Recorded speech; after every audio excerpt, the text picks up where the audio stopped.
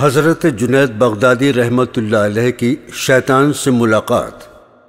حضرت جنید بغدادی رحمۃ اللہ علیہ کے ذہن میں ایک بار سوال آیا کہ اگر میری ملاقات شیطان سے ہو جائے تو میں اس سے ایک سوال کروں گا۔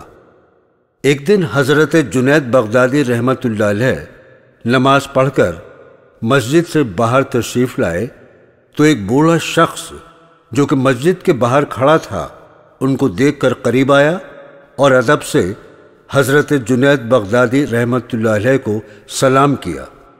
آپ نے اس شخص سے پوچھا، تم کون ہو اور کیا چاہتے ہو؟ اس بوڑھے شخص نے جواب دیا کہ میں وہی شخص ہوں جس سے ملنے کی خواہش تمہارے دل میں ہے۔ حضرت جنید بغدادی رحمۃ اللہ علیہ سمجھ گئے کہ یہ بوڑھا شخص شیطان ہے۔ شیطان نے حضرت جنید بغدادی رحمۃ اللہ علیہ سے پوچھا کہ آپ مجھ سے کیوں ملنا چاہتے ہیں؟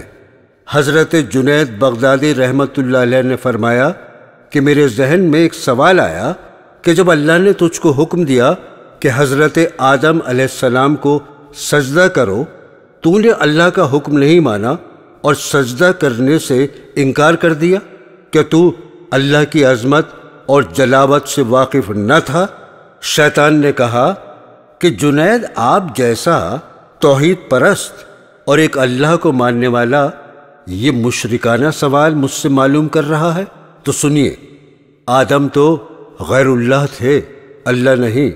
میں غیر اللہ کو سجدہ کیوں کرتا؟ حضرت جنید بغدادی رحمۃ اللہ علیہ فرماتے ہیں کہ شیطان کا جواب سن کر میں سناٹے میں پڑ گیا۔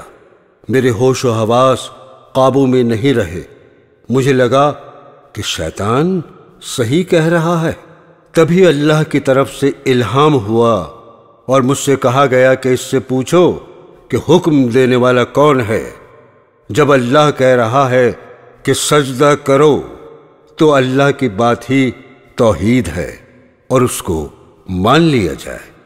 حضرت جنید بغدادی رحمۃ اللہ علیہ فرماتے ہیں کہ اس الہام کے بعد میرا ایمان برقرار ہوا۔